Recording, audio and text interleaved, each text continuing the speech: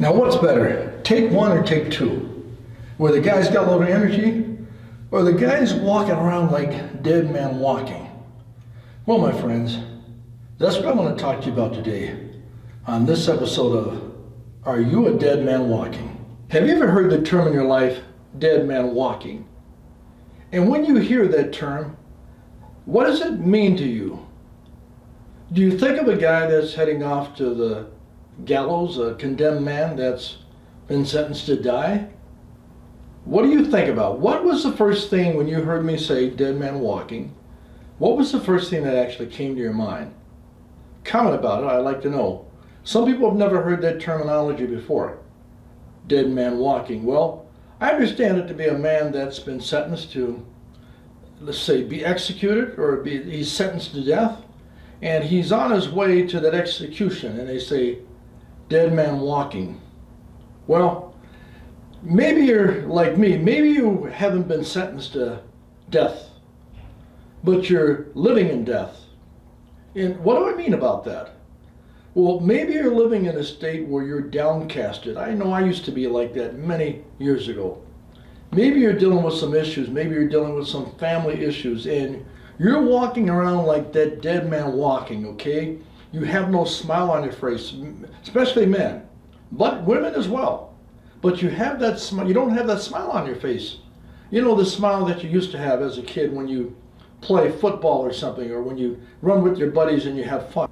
Now, as you've gotten older, you have all these responsibilities, and sometimes our inability to be able to handle those responsibilities, and especially as we're getting around Thanksgiving and Christmas, the holidays, men will feel guilty because maybe they haven't paid their child support payment, or maybe they're behind on child support.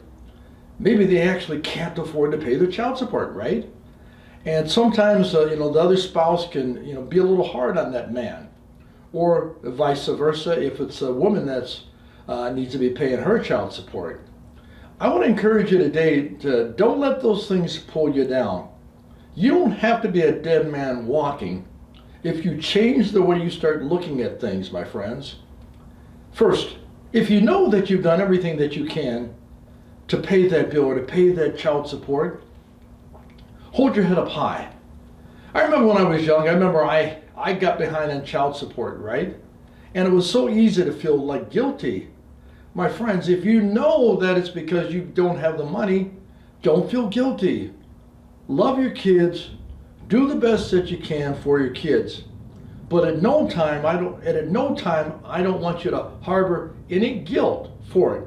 It isn't your fault if you're actively seeking a job, if you're actively working, and you're doing the best that you can to pay that child support. Now guys, pay the child support. Do what you can. And women, if you owe men child support, pay the child support. I mean, I've had experiences where the person when I had my son, didn't pay me anything, right? See, it can happen, but I'm here today just to encourage you to say, don't let those things pull you down, especially at this time during the holidays, when it's easy for you to feel like less than a man. If you want to feel like a man, hold your head up high, love your kids, do the best that you can. You have nothing to be ashamed of. And people, if they know who you are, they're going to know that you're doing the best that you can. How do we do that, my friends? Let's walk with integrity. Let's be honest. Let's admit it. If we can't afford to pay it, we can't afford to pay it. Pay what you can. My friends, pay what you can. Hold your head up high. And maybe it's not child support, but maybe you just got laid off and the holidays are coming. Whatever it is, my friends, don't let the things of life pull you down. They don't have to pull you down. It really is how you look at your situation. Look at your situation from a positive standpoint. I'm always going to talk about that, and I'm always going to be preaching stress elimination, my friends. I don't have the problems that a lot of people have because I don't get caught up from it from a stress standpoint.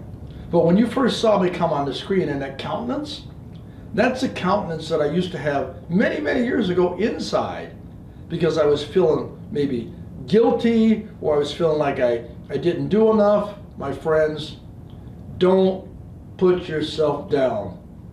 Do the best that you can. Make sure that you're praying for your kids, make sure you're praying for your family, and make sure that you're working hard to provide to the best of your ability, my friends, to the best of your ability. But at no times, do not pull yourself down. Things happen in life. There's a reason for everything.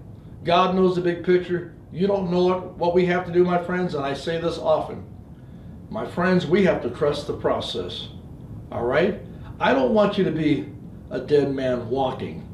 And I submit to you today that if you do the best that you can, and that if you can just let go of feeling guilty, all right, let go of feeling guilty, support your family, love on your kids, hold your head high, trust God, I will submit to you today that you're going to feel much better, and you're going to be able to keep that smile on your face. That's a smile that I have, because I refuse to let things in life pull me down, my friends. And my desire is for you not to let the things in life pull you down. On that note, I'm hoping that this has served you well. Have a great Thanksgiving, my friends. Have a great Thanksgiving.